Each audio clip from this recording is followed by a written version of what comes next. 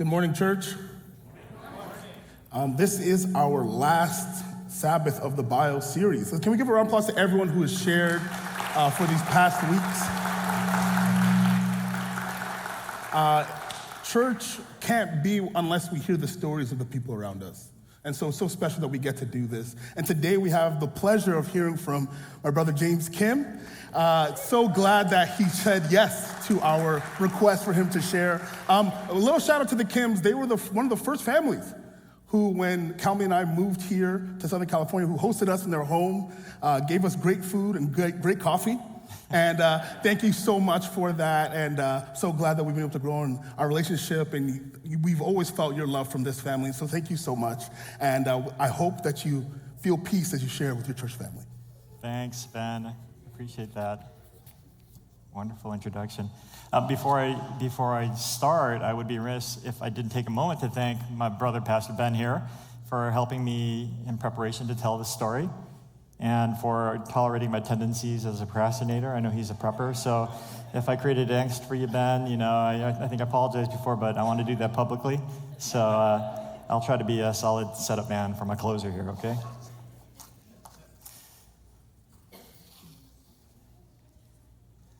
"17 years ago on a Sabbath morning, our family walked into the kindergarten classroom downstairs as first-time visitors. We were curious about the children's ministry program for our school-age children, which we heard raves about. And a young woman named Shelley Lenore greeted us with enthusiasm and engaged us in a friendly conversation. 45 minutes later, as we were walking out of that classroom, my wife Lisa and I would find ourselves asking, what just happened? Because somehow we had been effortlessly recruited to join the kindergarten Sabbath school teaching rota.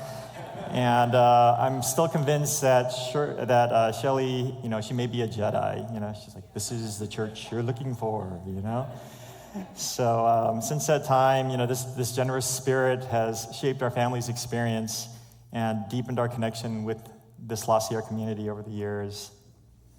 And we're profoundly grateful for the friendships that have been fortified and the loving support that we've received.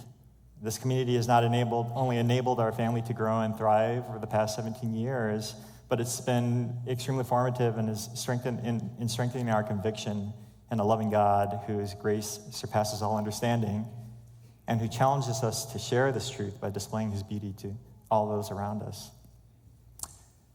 So to share about myself a bit, I'm a proud father of 4 extraordinary young people: Ian, Joelle, Riley and Asher, 3 Gen Zers and an Alpha, who have taught me more than I ever imagined that I could teach them. So I couldn't be prouder of you guys.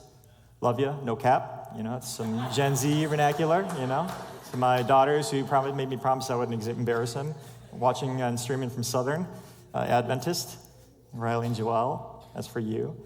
And I'm also the incredibly fortunate husband of the amazing Lisa Kim, who serves on the teaching faculty at Loma Linda Adventist Academy and previously served here with many of our friends here at La Sierra Academy. Professionally, I'm an emergency medicine physician. I work as both a clinician and an administrator in my mission field, what most people refer to as the ER, at Pomona Valley Hospital Medical Center in Los Angeles County. After my sophomore year in high school, I made the decision to transfer schools. My former school was an Adventist boarding academy with a work education curriculum that included both academic work responsibilities. I worked as a tractor parts packaging, sort of on a tractor parts packaging line.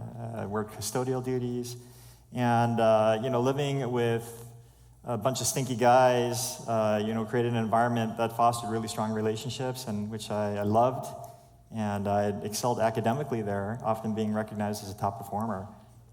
But seeking a more rigorous academic experience, my younger brother and I enrolled at an out-of-state school known for more rigorous academic standards. This school was close to the university that my older brother attended at the time, and this allowed all 3 of us to live together and attend school together.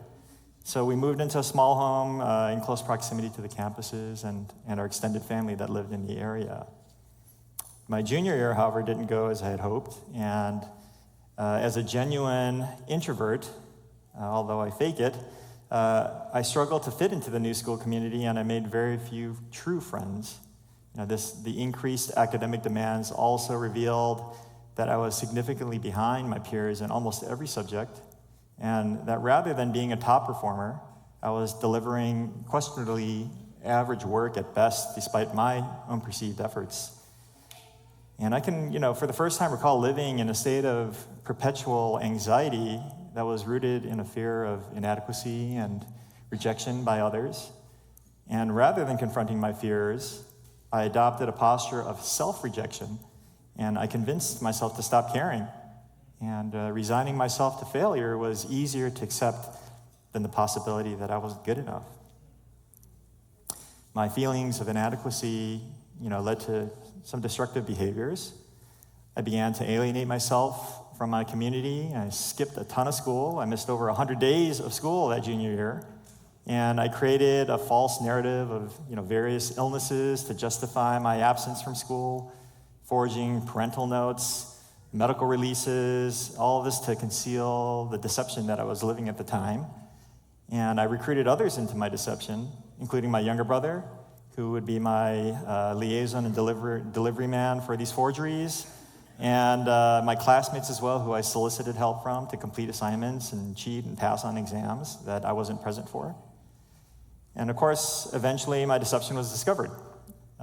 My parents were called to meet with the school administration to discuss a disciplinary response.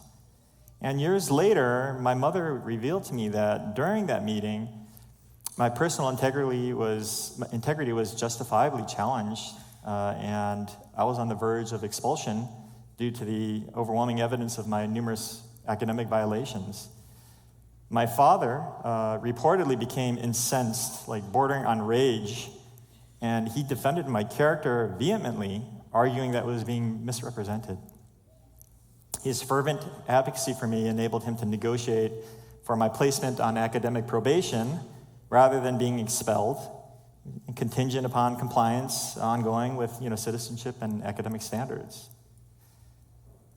Despite having every reason to be furious, I'm eternally grateful that my parents elected to respond with unconditional love and grace when I was most vulnerable. And after allowing me a few days to reflect on the series of choices that had determined my predicament, my father sat me down privately, and he proceeded to recount his own shared experience of overcoming his own insecurities when he was an adolescent. He reassured me of his unwavering love for me, regardless of the circumstances, and his continued faith in my potential. And that despite perceptions circulating about me, that he knew my true self. James, I know who you are, my father said. And I told my wife I'm not going to cry, so give me a second. He said, I know who you are.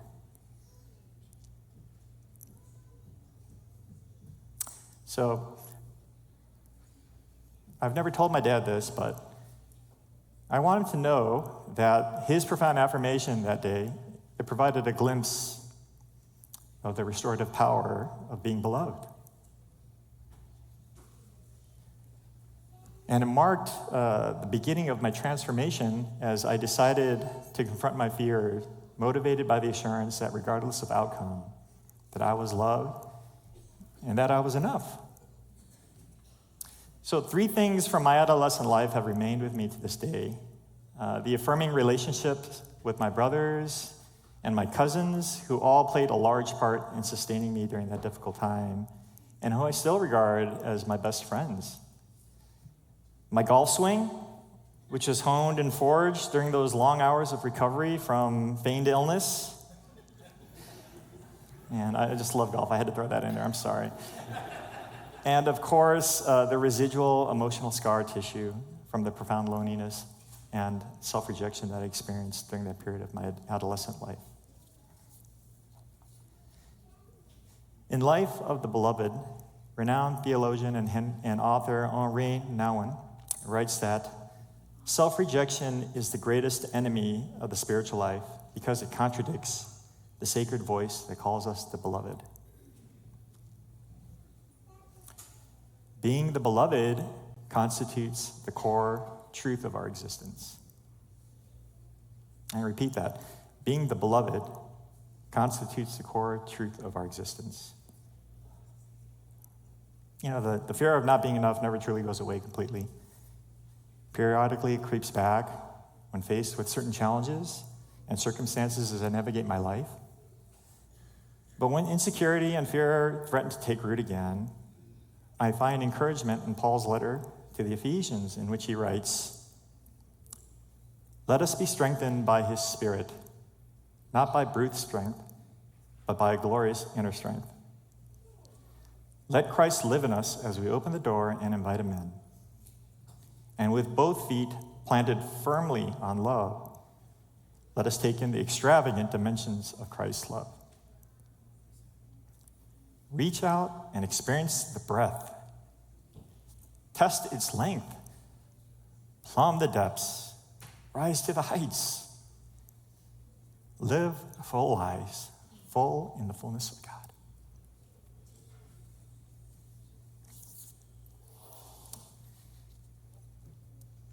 In my spiritual journey, I feel fortunate to have arrived at the conviction that I am cherished and beloved in God's eyes. And although this insight became clear to me in my adulthood, I realized that this assurance has been in formation throughout my life.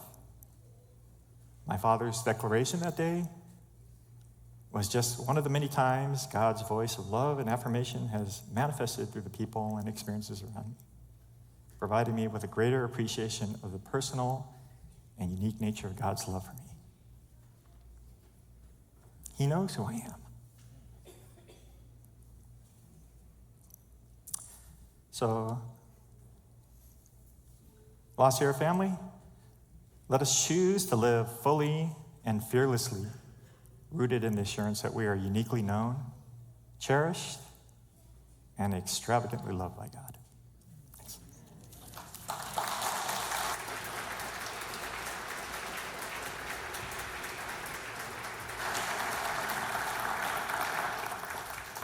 Thank you, James. Please stand with me as we hear the word. Text comes from Acts chapter 3, verses 1 to 8, and it says, "One day at 3 o'clock in the afternoon, Peter and John were on their way into the temple for prayer meeting. At the same time, there was a man crippled from birth being carried up. Every day he was set down at the temple gate, the one named Beautiful, to beg from those going into the temple. When he saw Peter and John about to go enter the temple, he asked for a handout. Peter, with John at his side, looked him straight in the eye and said, 'Look here.' He looked up, expecting to get something from them. Peter said, 'I don't have a nickel to my name, but what I do have, I give you. In the name of Jesus Christ of Nazareth, walk.' He grabbed him by the right hand and pulled him up. In an instant, his feet and ankles became firm. He jumped up to his feet and walked." The word of God. You may be seated. James, once again, thank you so much for sharing your heart and your story. Thank God for adults who see the younger ones as their whole self. Thank God for adults who see young ones as more than just one moment. I was going back and forth about sharing this, but I'll just share quickly. I had a story that something like that happened with me. And I've told this to the youth before, and I was like, I don't know if I should tell the church. I don't want to be judged too much. But when I was a kid, I just wanted things when I wanted them. But when you're a kid, you don't have income. You don't have money. And so if you want something, how can you get it? You can't just start working at the age of 8 years old. I just really wanted stuff. And so we had this convenience store in the basement of our apartment building, and it just had a bunch of snacks and stuff. And when my mom would leave, I was like, well, I need money. I'm sure she wouldn't mind if I just took a coin or some change from her purse. I went in there and I grabbed the loonies and toonies. I don't know if anyone knows what that is. That's $1 and $2 in Canada. And I would grab loonies and toonies and just buy a little snack. And then I would do it again. And then I would do it again. And then as I got older, I realized there was more things that I wanted, and I wasn't working a lot. And so if I wanted to get something, I was like, my mom wouldn't mind if I just took this little amount to do something. And it was like getting toxic because like I wanted to fit in so badly around my friends so that I would take money so I could buy like clothes so that I could like look to fit the part. And my desire to like want to fit in led me to doing things that were harmful. I'll never forget because one day my mom caught me. I was sitting in the living room, it was a normal day, and I just heard her scream in a different scream than I'd known before. So I was like, okay, the jig is up. And I remember I went upstairs and she was screaming at me. James, I didn't get the same conclusion. She punished me in a way that I don't want to talk about. She was responding to it and she was furious about what I did. And I remember the next morning I was like, I'm so ashamed because I've been caught doing such a horrible thing. So I started packing my bag. I put like my t-shirts. I was like, I can't live here anymore. I don't know what I'm gonna do. My mom is so embarrassed with me. And my mom caught me. I think she was going to work in the morning or something. She saw me, she's like, Ben, what are you doing? I'm like, I've been so shameful. I've done something so harmful against you. She's like, Ben, you're my son. You're my son. You're not going anywhere.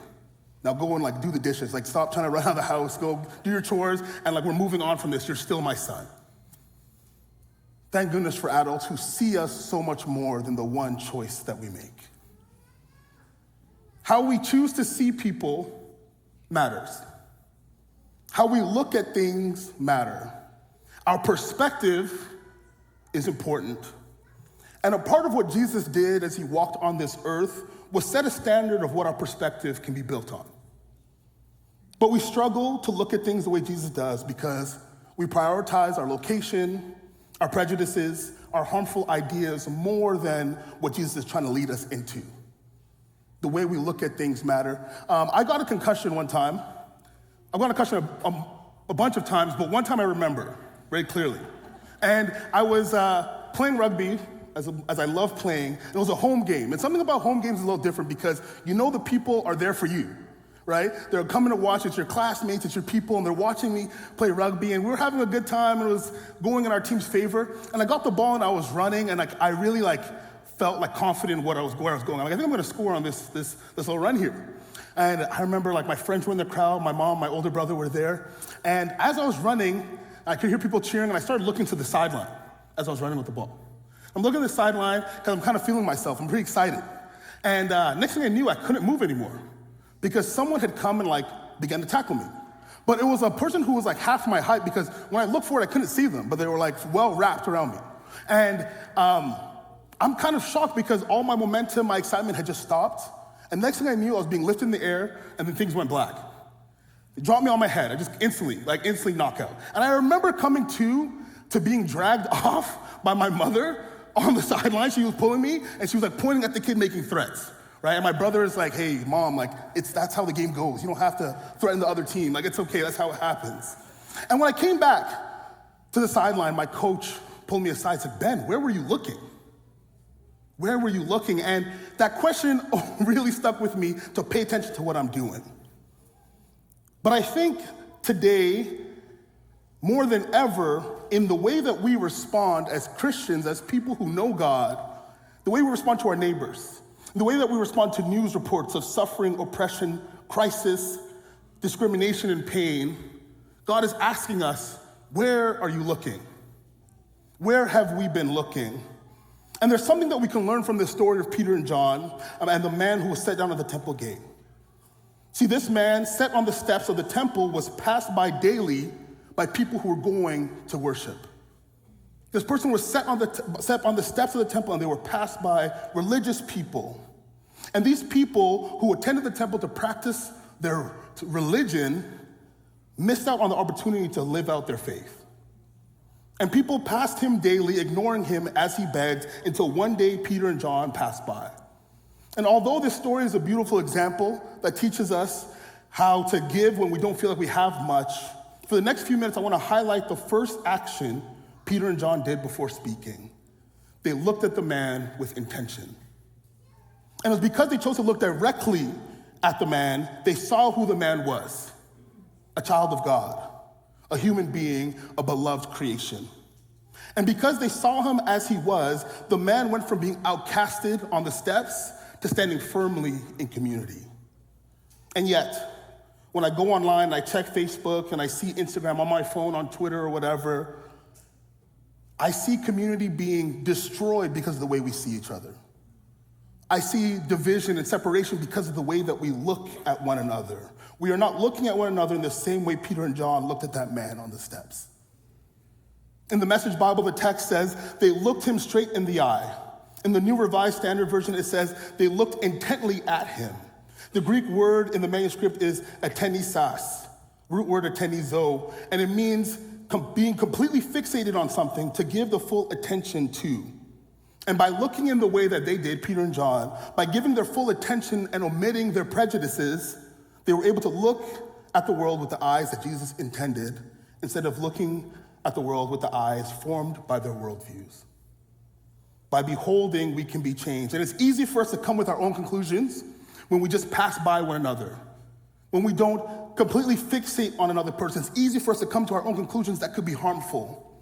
And I know this because I struggle with this myself.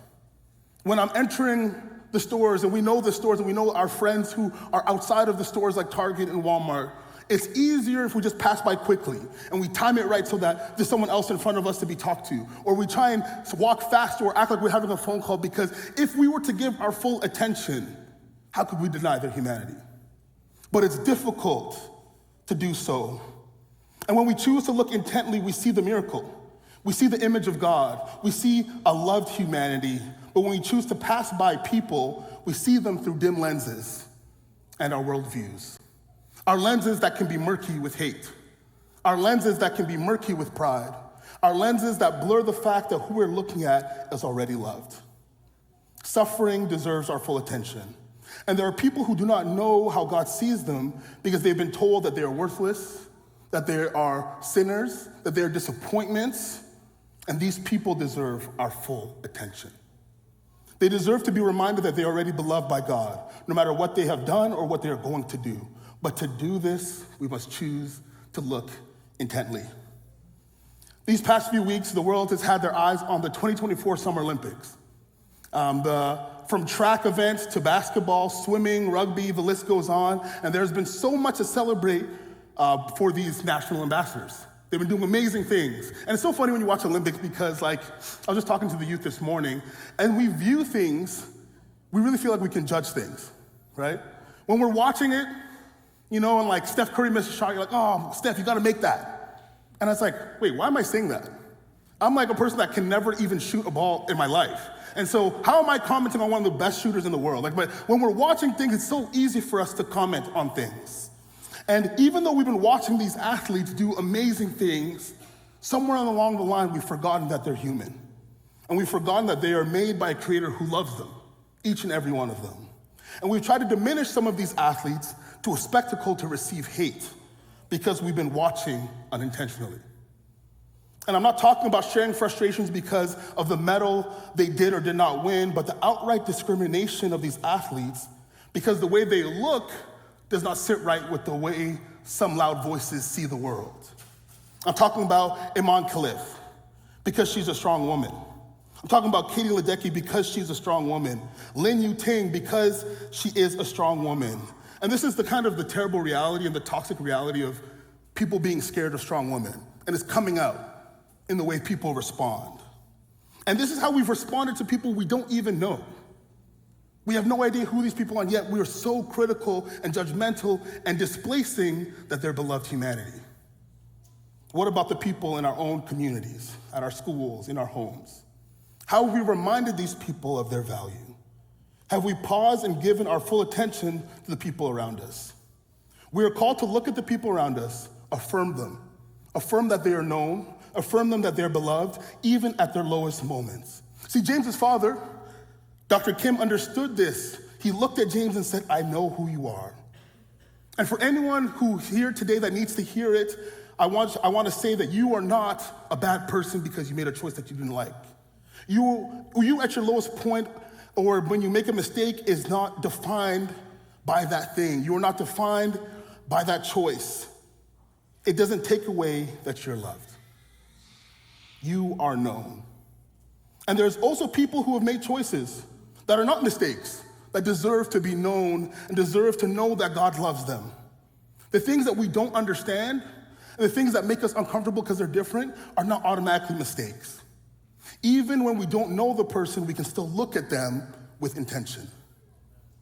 When Jesus' robe was touched by the woman with the issue of blood, he gave her his full attention. When Jesus heard the blind person crying out, he gave them his full attention. When Jesus encountered people who others mocked and discredited, he gave them his full attention.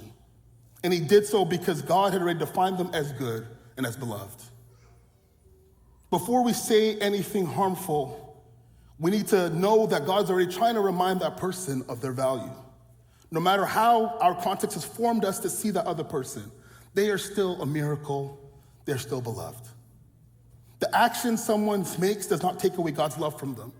Someone's ability does not take away God's love for them. The way we view others does not take away God's love for them. We are all already loved no matter what. The teenager who's been outcasted by adults around them is already loved. The person who you need to cut out of your life because your views has become too opposing, believe it or not, that person is already loved. The auntie who shares strange articles on WhatsApp, that person's loved. That old friend of yours who makes posts on Facebook that grinds your gears and you're like, why are they even in my life? What happened? Our history together? That person is already loved. God already loves them, and we are invited to participate in what the Holy One is doing by pausing and looking at people with intention. As loved, created beings, just as how we also are, before we do or say anything. James, I love this verse that you shared because when we look at people intently, this is how we take in the extravagant dimensions of Christ's love. This is how we rise up to the heights. It's how we live full lives, full in the fullness of God, by affirming others, making sure people know that they're known, making sure people know that they're beloved, when we affirm others in that same love that Christ has for each and every one of us. Amen.